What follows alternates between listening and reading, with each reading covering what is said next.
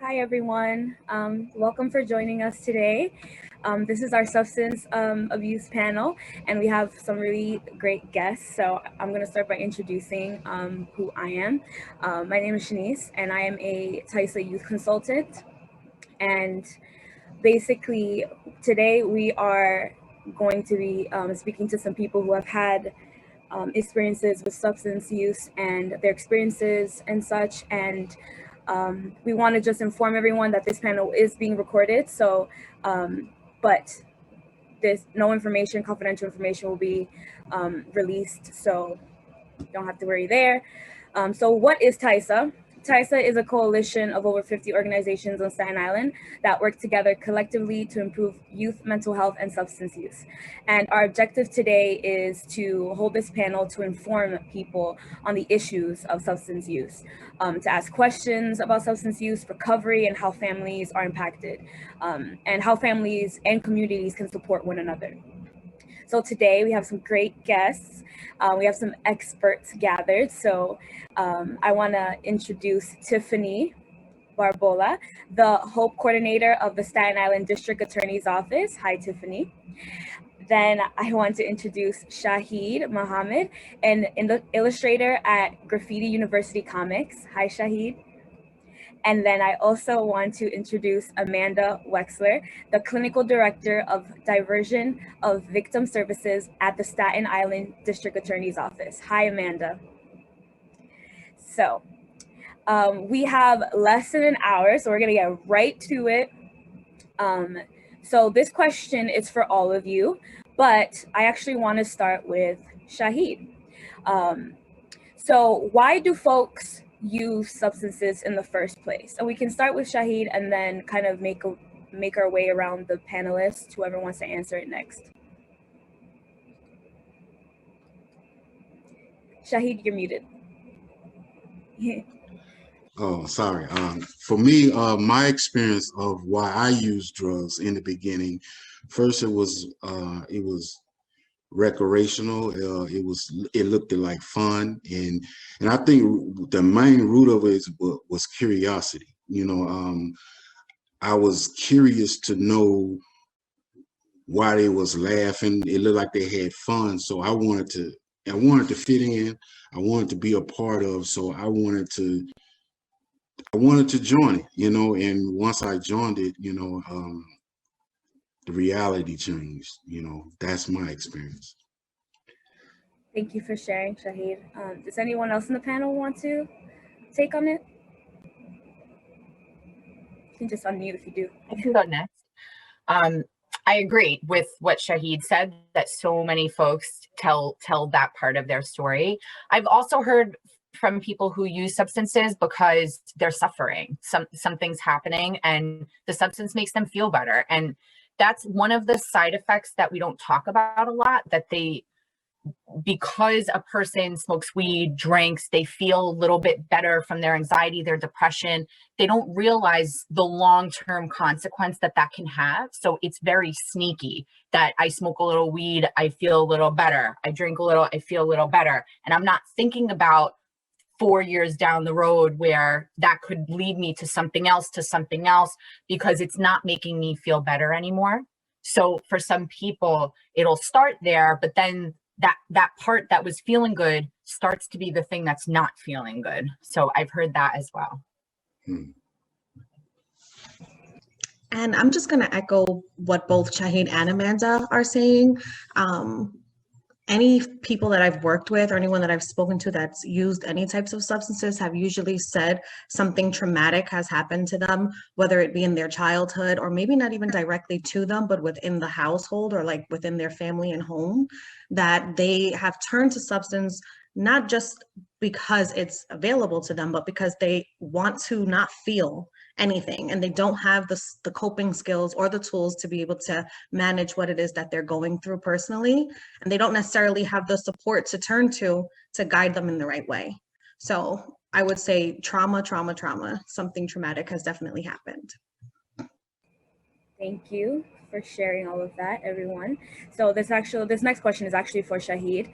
So what motivated you to share your story with everyone today? For me, I've been sharing my story for years since I've been in recovery. One of the main reasons I wanted to share it because when I was younger, I didn't have a dad, and so I really didn't have guidance. So I went to the streets to find a role model, and in the role model that I did find, or what that I really was attracted to, was drug dealers, and I wanted to be one of those. And once I became a drug dealer and started selling drugs on the corners, I didn't that lifestyle didn't show me that the consequences of selling drugs. I just saw the material world, and it didn't show me that I was going to do 6 years to 10 years in jail. It didn't tell me that at 21 I was going to get shot in my head, leaving me blind in my right eye. It didn't tell me that I was going to one day be sleeping outside under the bridges. In and out of rehabs, struggling in life. It didn't show me none of that. What it showed me was the glamour life of it. It showed me, like the lifestyle of the money, the fame, the gang life, and that was something that I had to pay a big price to. So for me, I share my story to, because I know there's a youth that's coming up that want to be a part of their lifestyle. So I want to be able to share with them my story, so maybe they think twice. Definitely. Thank you for sharing that.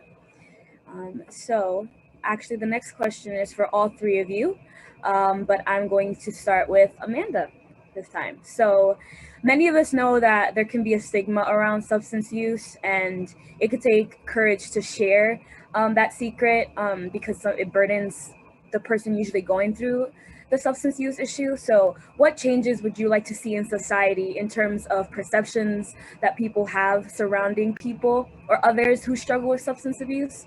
Or substance use, rather? This question hurts my heart because I never want anybody to feel burdened by any of their stuff. And we all have stuff. So for me, it's anxiety. I struggle with really bad anxiety. And that's the thing that I'm burdened with.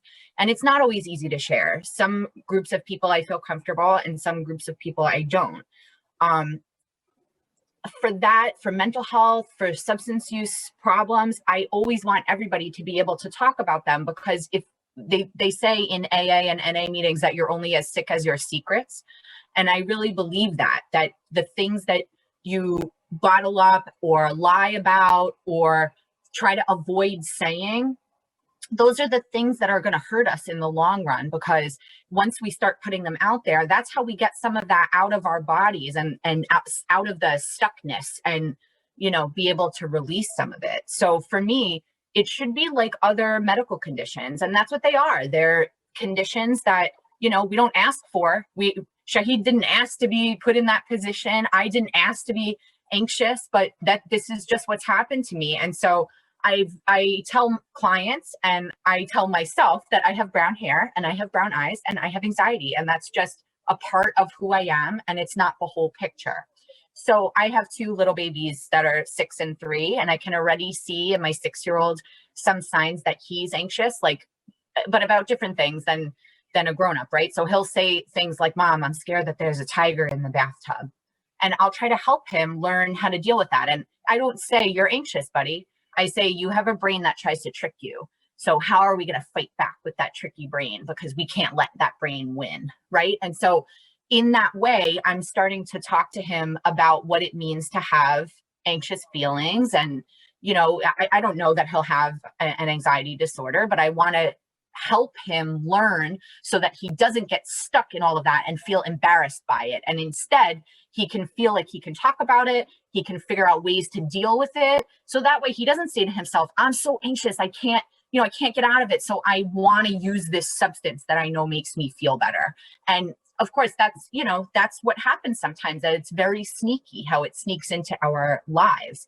So for me, I want people to be able to talk to whoever that safe person is for them. Sometimes it's a parent. Sometimes it's not. Sometimes it's an aunt or an uncle. Sometimes it's a big cousin or a teacher or a pastor, or, you know, any range of people that you feel like you can trust. That's who we should go to and say, I'm having these feelings and I don't know what to do with them. Or I drank last weekend with my friends. It didn't make me feel good. Or I know this person that's really struggling and they're not able, it doesn't seem like they're able to find their way out of it. It is okay to do that. And it's also okay if you know somebody who's struggling to say to them, I want to talk to you about this, because that's the way that we can help people feel comfortable to open up. So in the end, what I hope for is the way my mom says to me, well, your dad has diabetes and your grandfather had diabetes and your sister has diabetes. And so you have to be cautious about what you eat and how you exercise so that you don't have that issue. I want people to be able to do the same thing about substances and about mental health. So a lot of words to say, as much as we can talk about it with the people that we trust, the better that will, you know, help us and the people around us.